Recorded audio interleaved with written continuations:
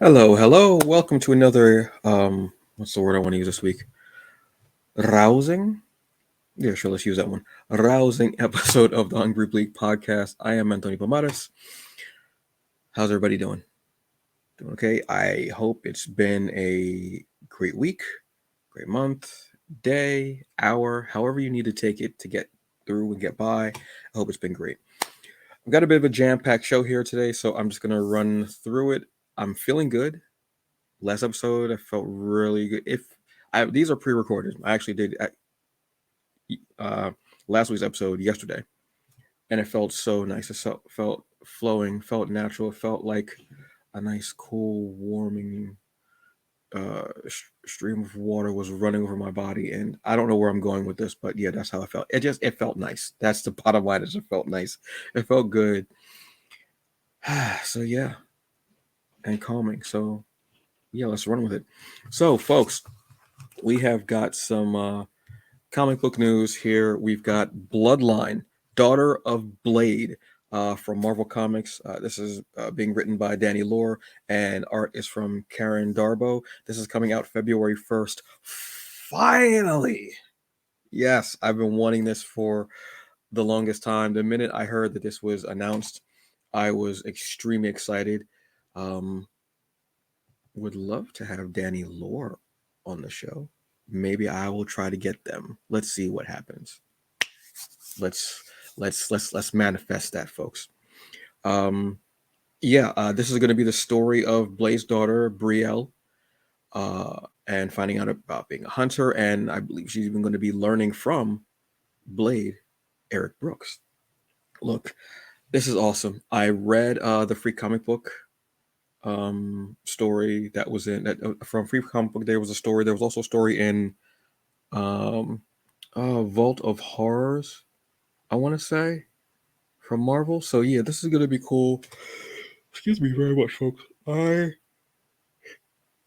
Despite that reaction, I'm extremely excited to read this. And I was like, I didn't even realize it was next week. And I was just looking through what's coming out next week in comics. And I was like, wait, what? And I was like, what?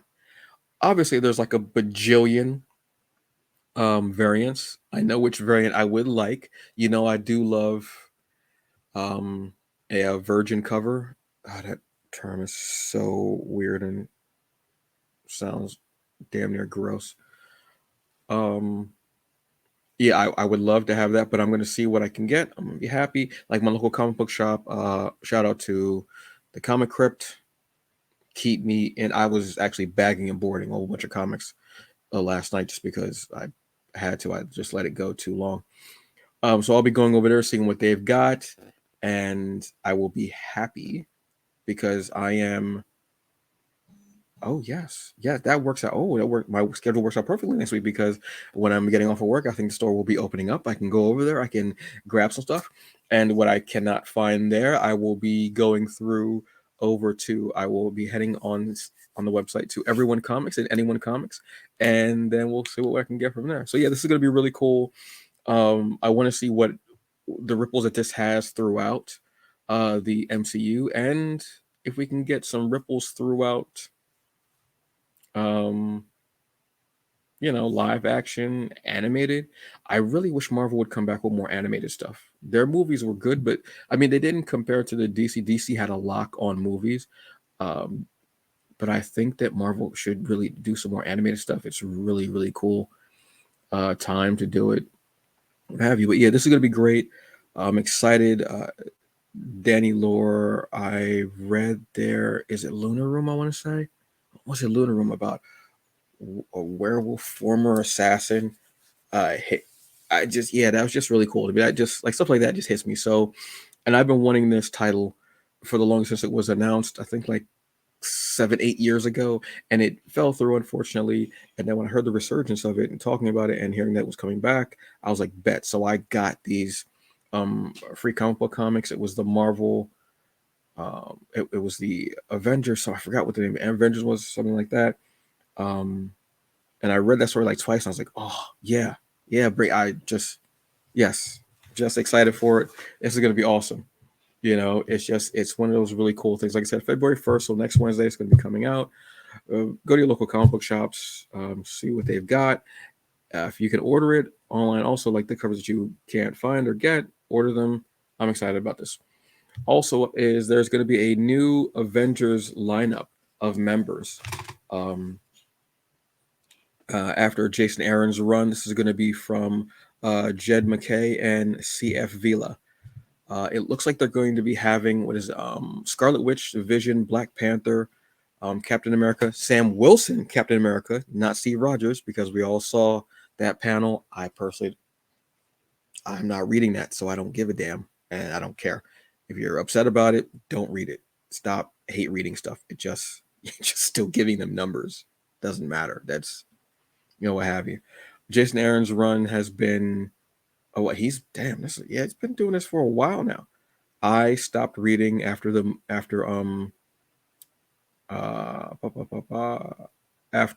Moon Knight event, because I just wanted to get to that. I wanted to see the book because I saw that Black Panther in it, and I saw the lineup, and I saw the Blade was in. I was like, oh, okay, Blade is actually what got me in there. Then I saw Black Panther. I'm reading. I'm like, it's an Avengers book. They can be jerks. I don't know what you want me to say. I'm kind of nosy. The team is going to be led by Captain Marvel, Carol Danvers, and this lineup looks like it might be kind of cool. I want to see what Jed MacKay and CF Villa do with this title. Interesting. I'll probably wait for a trade, if anything, to see what's going on, or maybe I'll buy an issue just to read and then go from there. If I like it, I'll buy it in trades. I'm not going to buy week to week unless something really, really tremendous happens. Speaking of tremendous things happening, Eve L. Ewing is going to be doing the new Black Panther solo series. Yes, this is awesome. This is going to be after John Ridley's run is over. And look, I'm excited. I'm a fan of Eve Ewing. She is doing the Photon limited series that's out right now. It's on issue 2. That's out right now. You know her from Ironheart. She also wrote Champions. Yeah, bring it. I'm so excited for this. I think this is the breath of fresh air that we needed for a while for Black Panther series. Yeah, and she's just just an awesome writer. So when I saw the name, I was like, this made my ears perk up. John really did make my ears perk up. Coates, after a while, Coates has a very, very divisive run. But look, you like what you like, you read what you read. If you don't like it, don't read it. I didn't like it, so I didn't read it. I want to enjoy. I don't want to be mad at every panel and then go back, put more money down, and buy another issue. That doesn't really make any sense to me. It just doesn't. And the art is going to be by Christopher Allen, I want to say.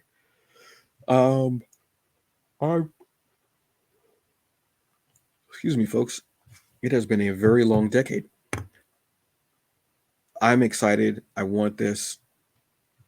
Like I said, and I'm trying to think. The only I can't think of a woman who has written a Black Panther solo series, like an ongoing series. Okorafor wrote, I think, 2 limited series. Was it? I think it was 2 limited series for Black Panther that were in conjunction with Comixology. I'm trying to think of if there's. I can't think of as far as that, but as an ongoing solo series for Black Panther. Off the top of my head, I can't think of a woman who has written. The fact that it's 2023 and we're still saying things like the fact that it's 2023 and we haven't gotten this, or is just ridiculous to me. So, yes, I'm here for it. Run it. I want it. Give it to me. I'm happy about it.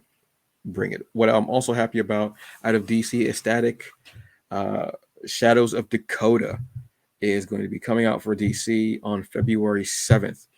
We're going to be getting Vita Ayala and Nicholas Draper Ivy again on the 1s and 2s. Just yes, bring it. They've brought this new energy this just beautiful new energy. Two Milestone and two comics in their perspective. Vita is one of those artists where when I see their name again, my ears perk. Like my eyes open up, or when I hear their name, my ears perk up and I go because I want to know what's going on. One of my favorite writers. Nicholas is just diabolical. His art is just his art is just there, and it it feels such a flow. And look, I've said it before. Give this cat like some projects in the DC animated world. Throw some things at him because he has this incredible eye and this incredible flair and design. He's there. So it's no surprise that this dynamic duo, no pun intended, uh, of creatives is just not even knocking the door down or kicking it down, but yeah, they're just blowing the doors off of this, and I love it. I'm really excited about that. This is going to be, I guess you could say, this is season 2 of Static, and where we're going to go from there. We're going to get it's going to be going more deeper into Dakota, obviously, and we're going to see Ebon.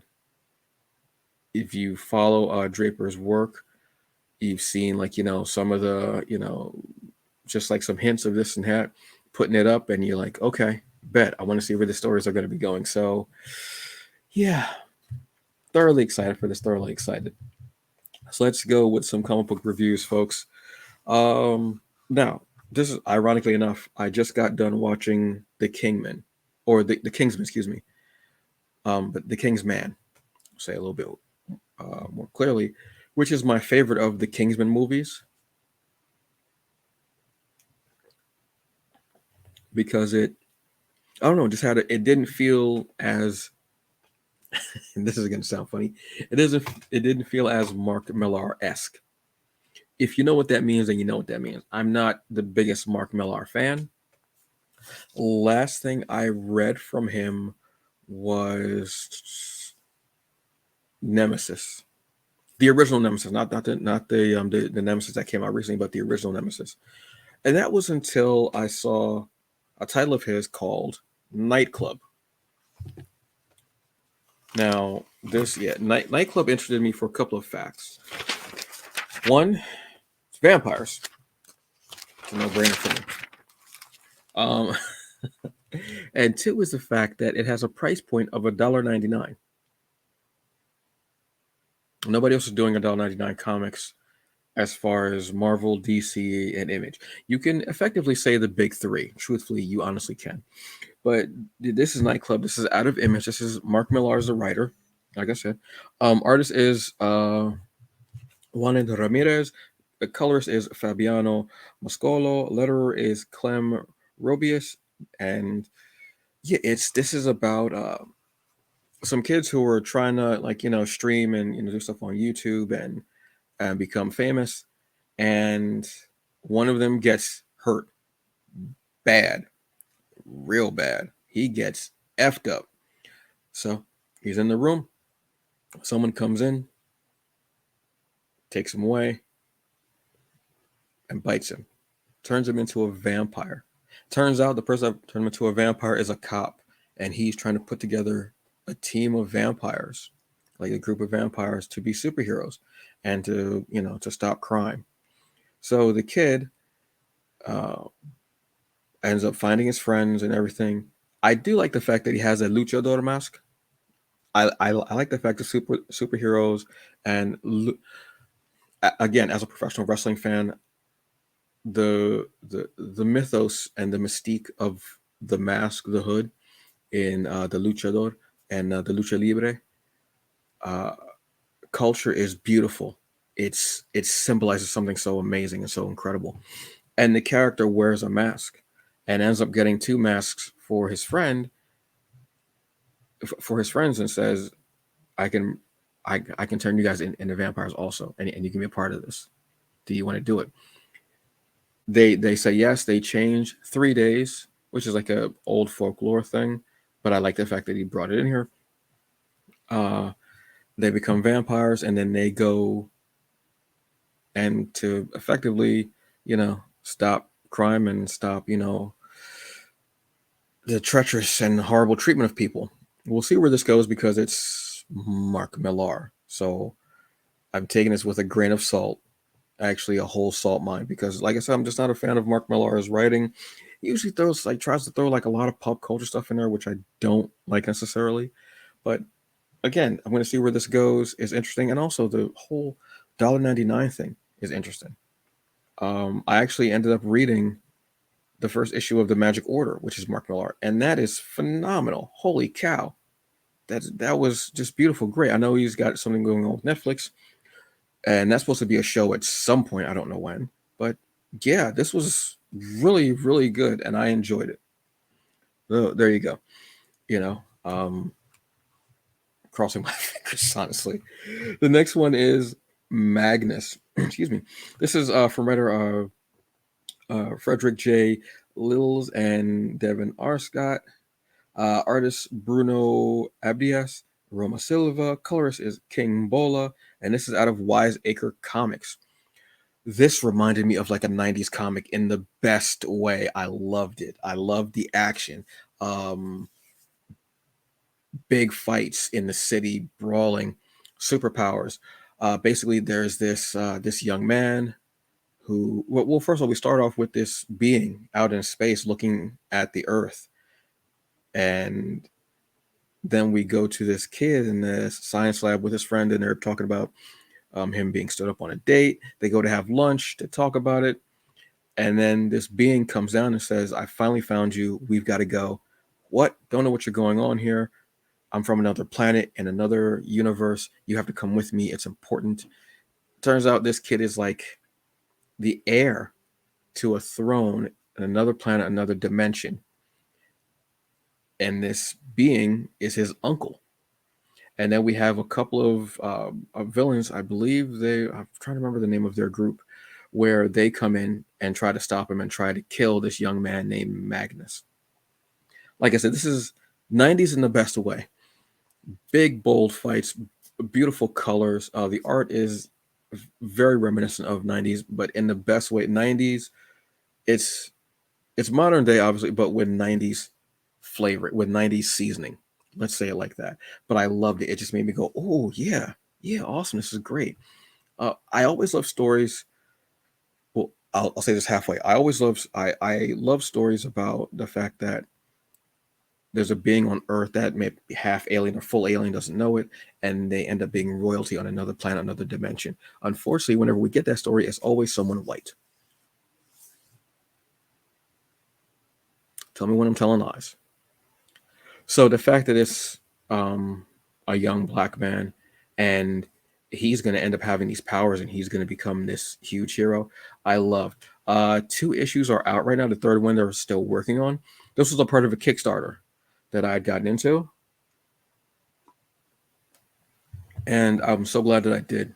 I mean, when I saw it, I saw the cover of it, and I was like, "Oh, this looks ridiculous." So I had to jump into it. Again, like I said, this is definitely a love letter to the 90s in a way, as far as like, I mean, like there's not like a million pockets on everything, Liefeld, but there just feels good.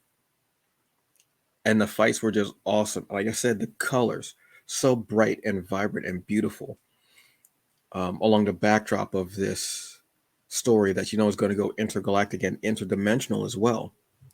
I'm a fan. Yes. Yes. So I want to see more. Yes. Made me hungry. I don't know what to tell you. So, Flashback Friday. Um, we've got one that's called Princess Ugg. This is from Oni Press. This is writer and illustrator is Ted Naifa, and colorist letterer is Warren Wasinich. Hope I'm pronouncing your name right. I think I butchered it all three times. Basically, there's this little, and I say little because she looks like her height wise, uh, like a barbarian princess who goes to a finishing school for princesses, and to be taught, etiquette and probably walking with a book on top of her head for balance and posture. but she's a warrior, and it's the story of her being there and kind of she's bullied because I think it's in the shower where they're changing, and she goes to take off her garb, and you see the muscles in her back and in her arms, and they're like shocked, and she's bullied at first, but then she starts to just do her own thing and be her person and doesn't water down who she is. And I love that. This reminded me of, there's a movie on Hulu, I believe it's still on Hulu right now, called The Princess, which is awesome. And when I first saw the movie The Princess, I was like, that reminds me of Princess Ugg right off the bat. Out of nowhere, unassuming, and I love that. So yeah, this is from only, it's maybe 5, 6 issues, I want to say, but I definitely enjoyed it. It was just really fun because I like things that are different and throw you off a little bit, but still have like a little bit of a lesson as far as um, uh, bullying and just being you and body shaming and such like that. I liked it. So, folks, it's Friday. That wasn't a very smooth segment. It wasn't. But you know what I hope does go smoothly? Your day, your week, your month, however much it is, whatever you're counting to help you. I hope you're feeling well. I hope you're doing well. If you're not, I hope you're taking the steps to be feeling well and to be doing well. It's important. You're important. Your mental health is important across the board. Okay. Gender, identity, sexuality. It's important that you are well physically and mentally. Did you did you drink water today? Did you take your vitamins? Did you take your medicine? Again, as always, I'm not trying to police you.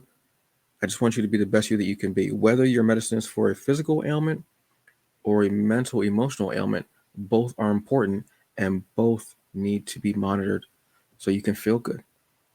Don't want you spiraling. Don't want you having a bad time. Don't want you having a breakdown. That's the last thing anyone needs. Okay? Especially if you're taking care of someone or a caregiver for someone, whether it's a parent, whether it's a child, whether it's adopted, whether it's a pet. Doesn't matter. We want that for you. Okay? So take care of yourself, please. It's important. And if you care about someone, you feel like something isn't right with them, speak to them. If you're not sure what to say, go to a professional. There are people who, like I always say, spend years upon years and thousands upon thousands of dollars to learn how to help you because they want you to be the best you that you can be. And that's important. All right? All right. So, on the note of feeling well, one of the things that makes me feel well is knowing where's my plate or what's on my plate. So, I got to talk about Magnolia Bakery. Now, normally I would talk about food, like as actual dinner, But I'm gonna take a moment to talk about dessert. Magnolia Bakery is beautiful. They're known for their banana pudding, but they have all types of treats. They have puddings, they have cookies, they have cakes, they have uh, ice cream, all manners of things there. All manners of confections, beautifully made, well done. What I go there for is the vanilla cheesecake. Ah, tout le monde formidable. Yeah, I speak a little bit of French. It's been a while, but I do. It's like a very light puff of whipped cream on top. The bottom circular is a piece of vanilla cheesecake, cut circular or cylindrical, I should say. And it's not heavy. It's very light, almost melts in your mouth the minute it touches your tongue, and the taste is beautiful. Light, light flavor, but depth to it. Ooh, I've had the cake. The cake is layered. It'll be like like 3 or 4 layers. Oh my god. Jeez. Oh yes, it's wonderful. I brought the banana pudding home for my mother, and she enjoyed it. She was like, "Wow, this is good." I was like, "Yeah." She loved the cheesecake too. When I would go up to New York on a more regular basis before the pandemic and everything changed in life, um, I would go up there, and before I would go, she would go, "Hey," I go, "Yeah." She go, "No, no, no, no, no." My mother would say, "Hey, be careful. Be safe. Whatever." talk to her. And I was like, oh, thank you. All right. Before she would say that, she would go, hey, bring me home a piece of that cheesecake. I was like, yeah, for real. Is my health not matter to you? I mean, obviously it did, but she wanted cheesecake too. And it is delicious. It's absolutely, oh my God, it's to die for. Yeah, I hope to be going up in February, if not March.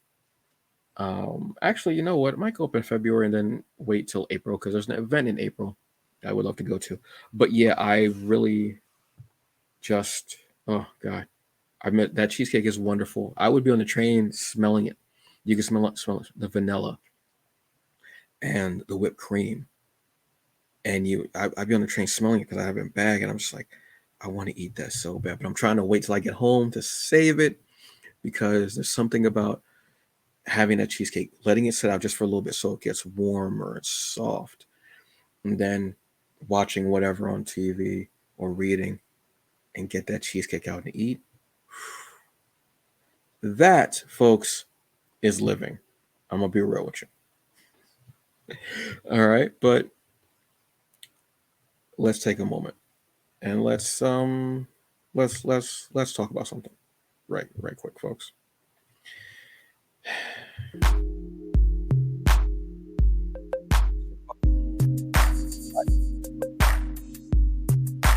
But I'm gonna talk about it one more time because I think it's necessary.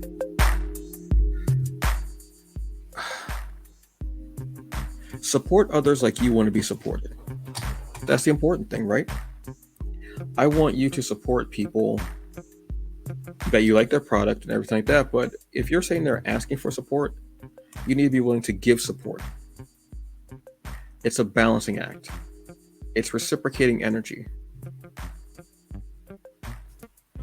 It's only fair. Don't tell people, oh, you should do this to support and do this to support, do this to support, but then I only see you supporting the same 4 people.